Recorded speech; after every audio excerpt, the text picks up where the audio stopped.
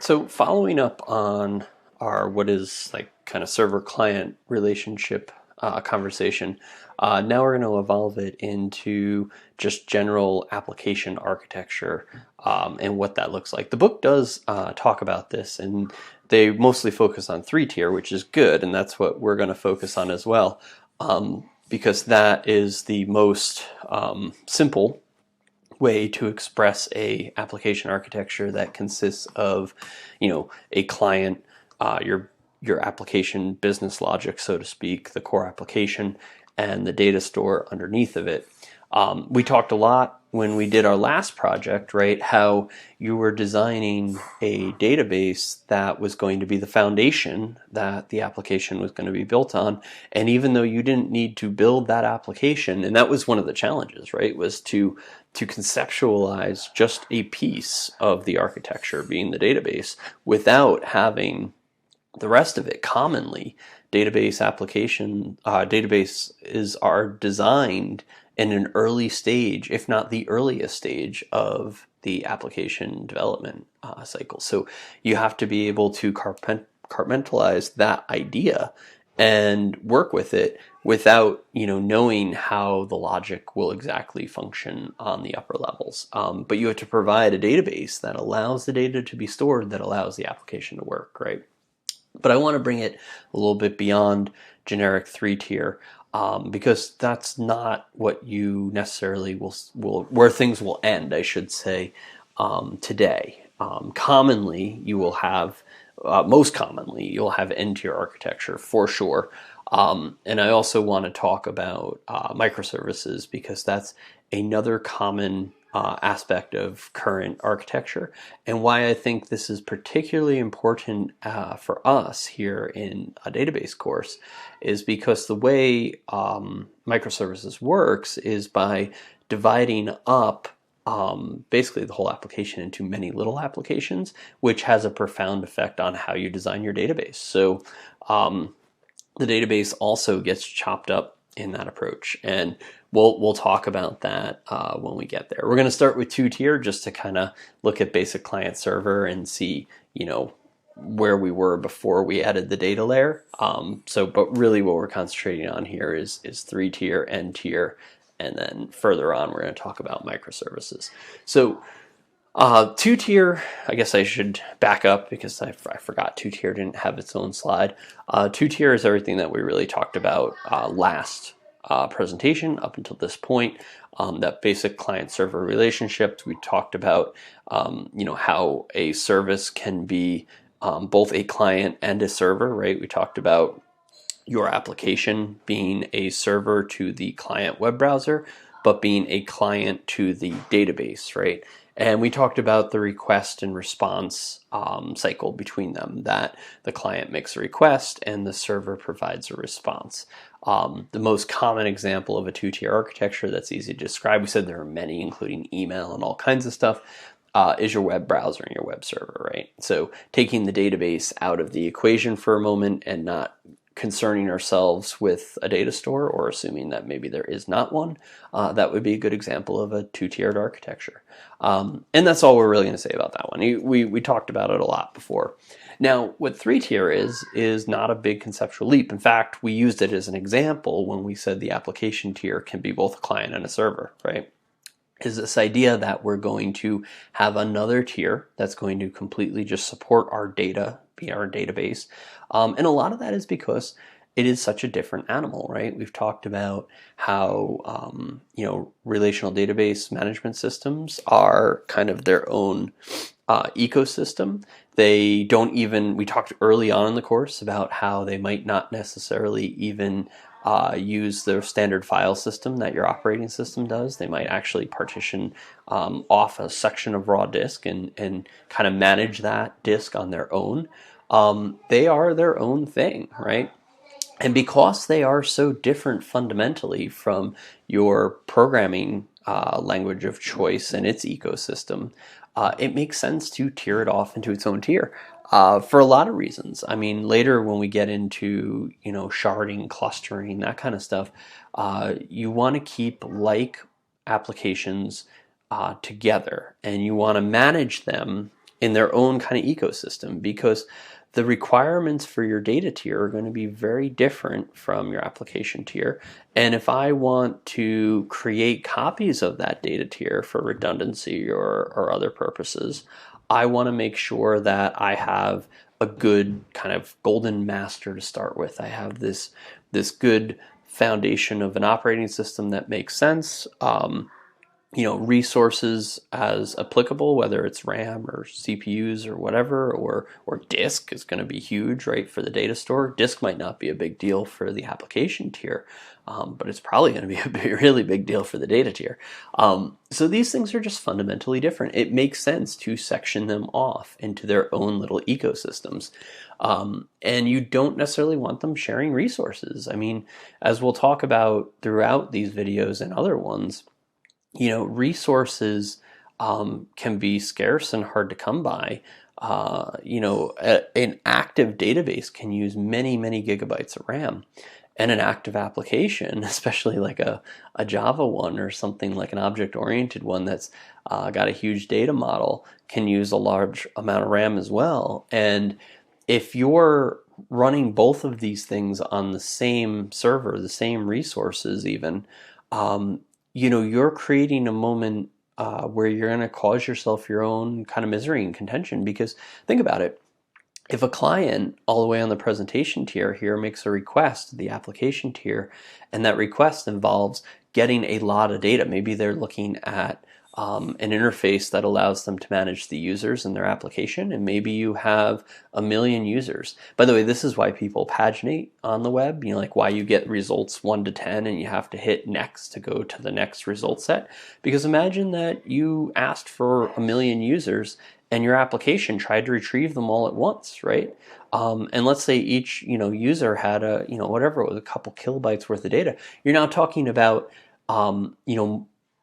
gigabytes worth of memory that you would be allocating to return this one query, right? Because you have millions of them and they're each a kilobyte in size, 1,000 bytes. And you've just knocked yourself up to the gigabyte spectrum for that one query, for that one user, right? So now the application tier is going to obviously request this data from the database. So that's going to happen first, right? You make the request from the client, the application gets it, it says, I need to get this data, so it's going to connect to the database. We're going to talk about how it does that and how it creates a query in a little bit. And it's going to ask the database, hey, give me my users. And the database will say, sure, I got them. There's 1 million of them. So the database has to allocate the memory to create that result set on the fly, right? So it's going to be using a lot of RAM. And then it's going to return that data point over the network, which is going to be a large amount of data, obviously, to the application tier. Which now, if we had these on the same machine, you do save that trip over the network.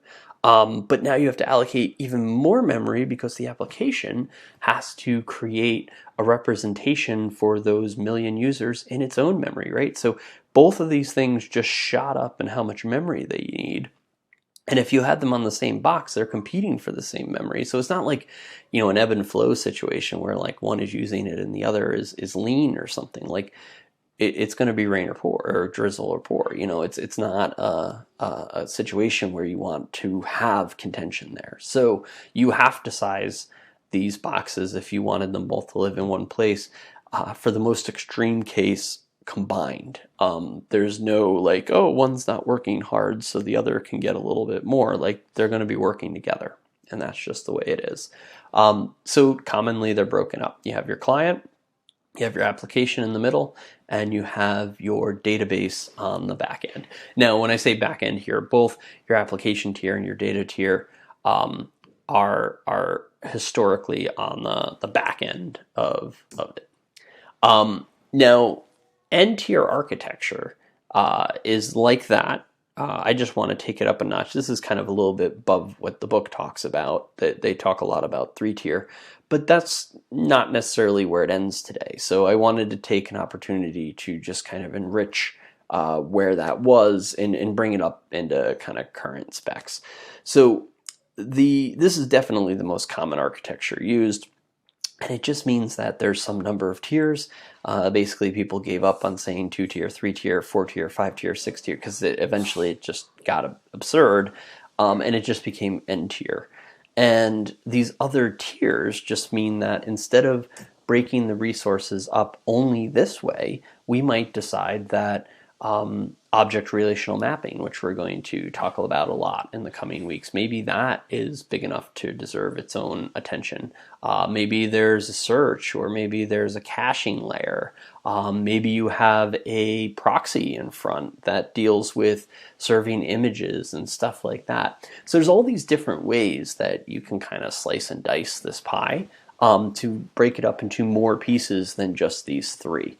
And that's the idea behind n-tier, that we're going to have some number of tiers, and they're going to each perform a function. And it makes sense to break them up, because in doing so, we can give them what they need and design their ecosystem the way we want to.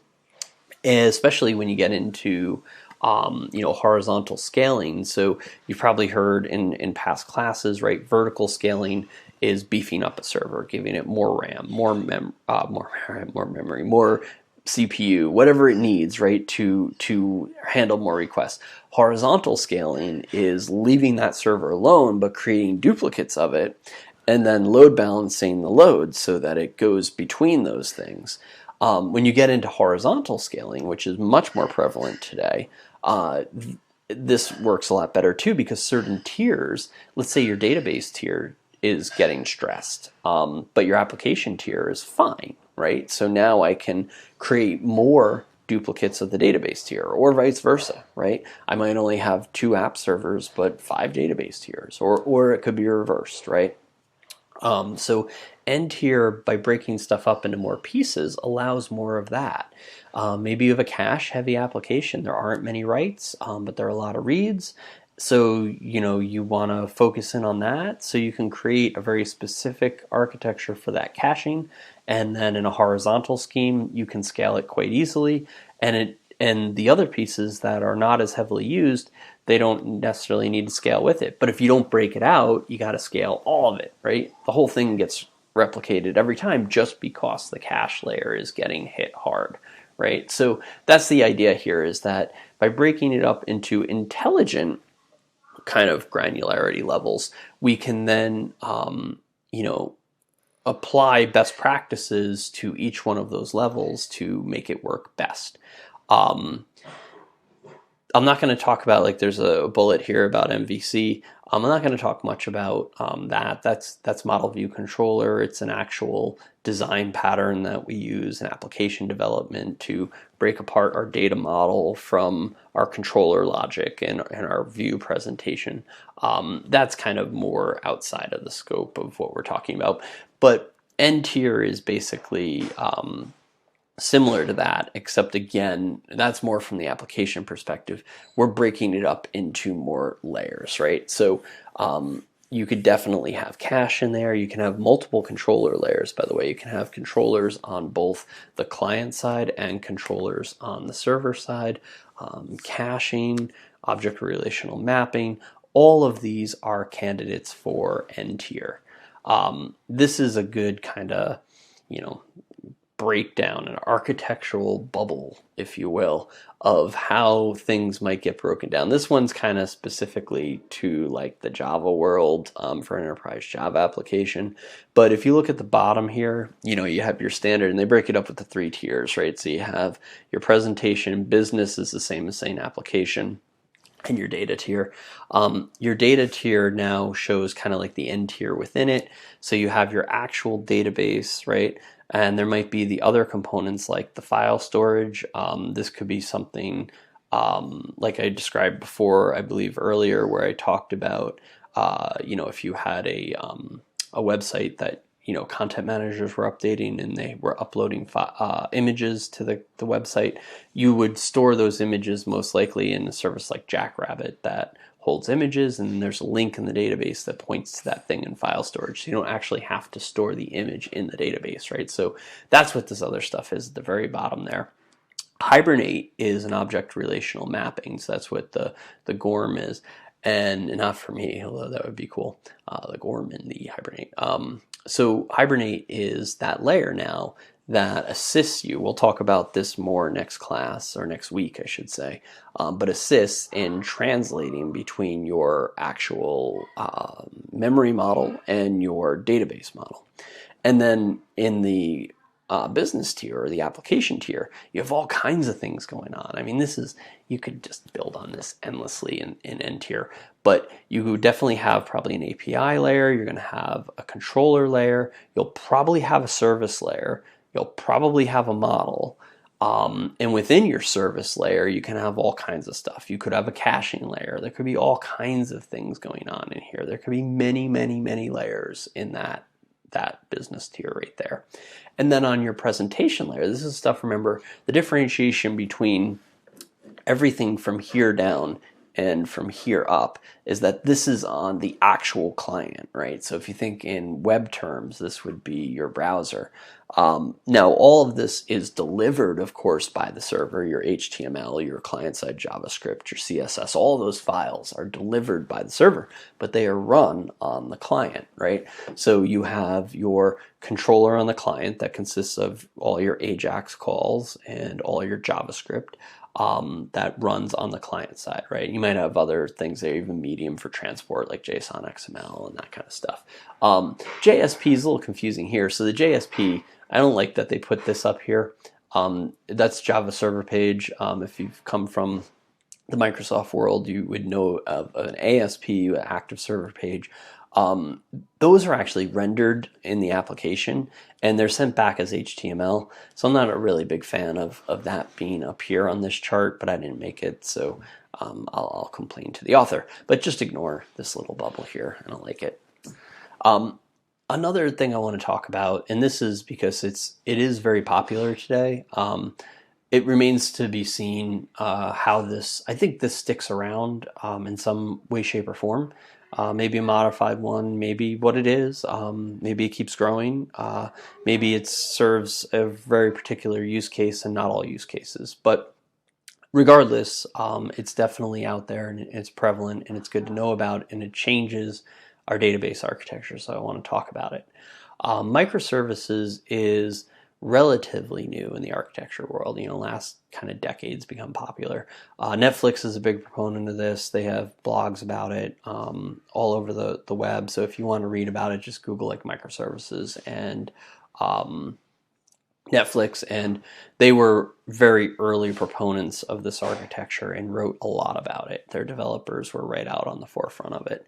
And it grew out of the idea of service-oriented architecture, which is this idea that we're going to, instead of building this monolithic application, we're going to break it up into pieces, and those pieces each serve a unique purpose, and therefore they should be compartmentalized into their own application, just that piece. So say like user management and roles and all the stuff that revolves around you as a user, versus say, like let's use a college one because it's easy to break up into pieces we understand. So let's say a college software services it provides, right? You as students, you register, but you also have financial aid, and you also have finance, right? You have to pay your bill, which is finance. You have financial aid, which is, what money is out there for me. And then you have like your student piece, which is, I need to register for courses and see my grades and that kind of stuff. So those are only a few things. There's more, but those are easy to kind of follow. So service-oriented architecture would say, well, let me break those three things up. Instead of putting them in one big application and wrap them all up together in a bow, let's break them out in individual pieces, because then it might make sense that other applications could interface with those pieces better, right? And we could use these individual services kind of to make a unique whole, and as individual pieces of them needed to be updated or something like that, we didn't have to affect everything, just that one piece. So this was kind of that original idea of let's focus on the service that is provided by the software and not the whole holistic package that it comes in, right? Let's try to break that package up into the smallest pieces we can. I mean, they weren't really small. It was service-oriented, not microservices. Big difference. And if you've had me before, you probably heard me tell the legendary story about Amazon and service-oriented architecture and how it kind of invented the cloud, so to speak. And it's true. Jeff Bezos, I think it was like back in 2001, had this decree where he basically said to all of his developers, you will construct nothing from this day forward that is not service-oriented. He was a big proponent of this idea, and that does not have a well-documented API. He did not want to build the same thing twice. His idea, and it makes sense, is if I have software to manage users and manage login, why should I have this big company that does that same thing 8 different ways for 8 different pieces of software?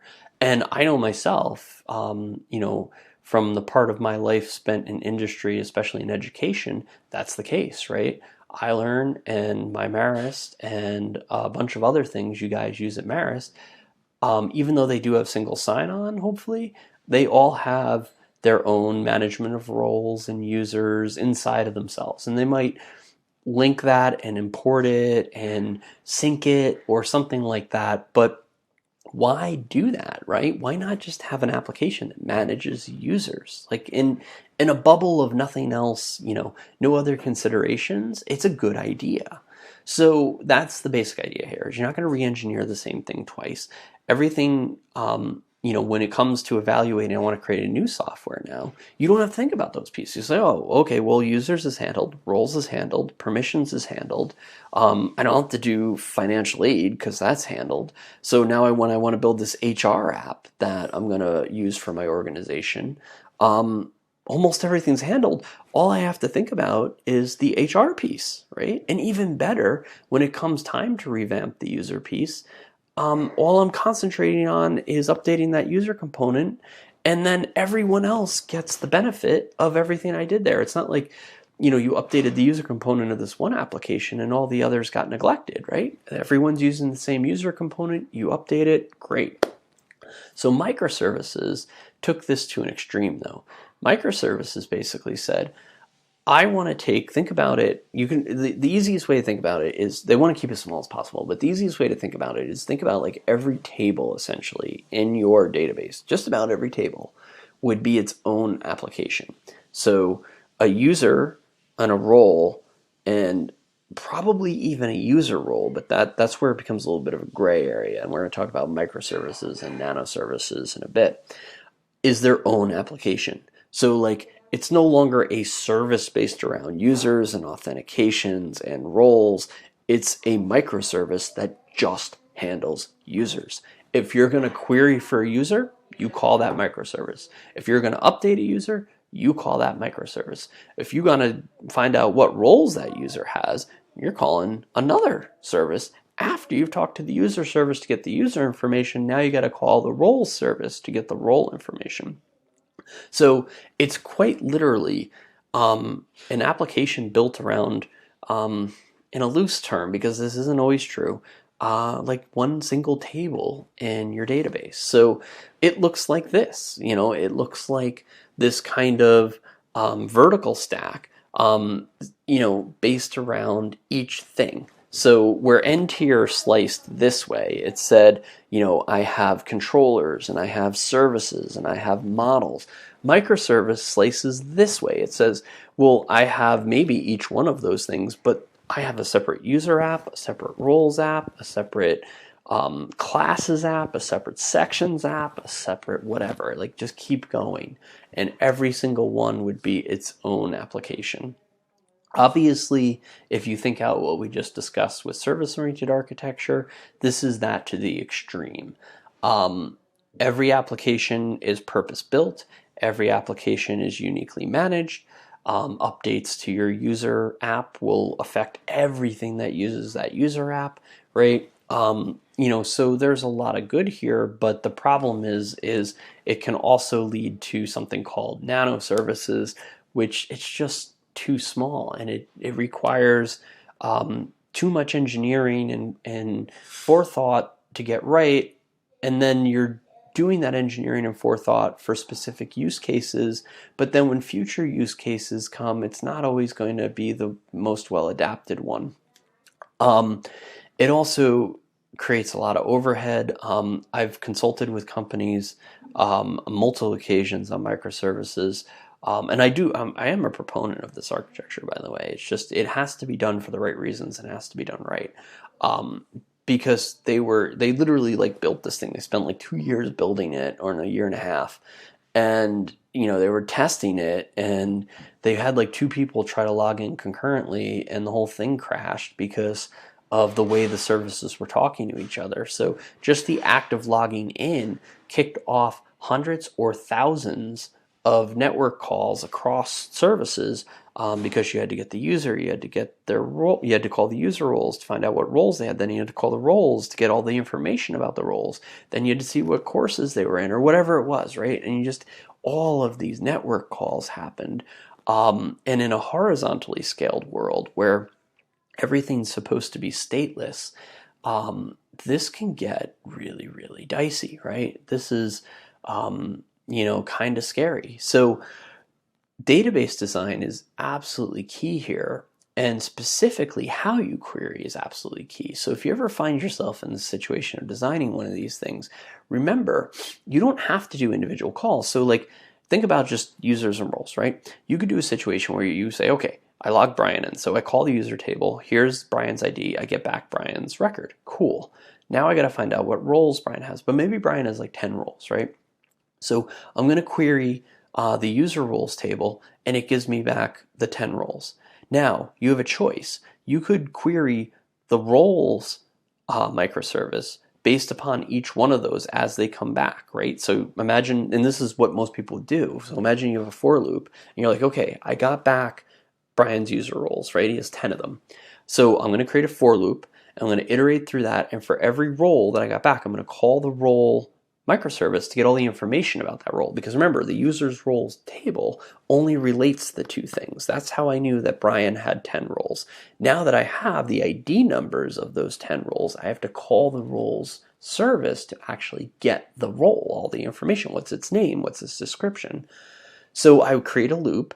And as I'm iterating through, I call it 10 times, right? But think about that. I just made 10 network calls to the roles table. I could have made 1. I could have just had a query that was like, you know, send the 10 at once and then have it return in 1 call all 10. And that's the big difference. Like, you have to think through this stuff, and you have to actually architect, you know, what are the service calls going to look like? How many of them are going to happen? All of that. So microservices is an art, and it's also an art from the database perspective, because you have to design the database in such a way to support all of that. And I'll get more into how we connect and everything. That's in our next video that's coming up.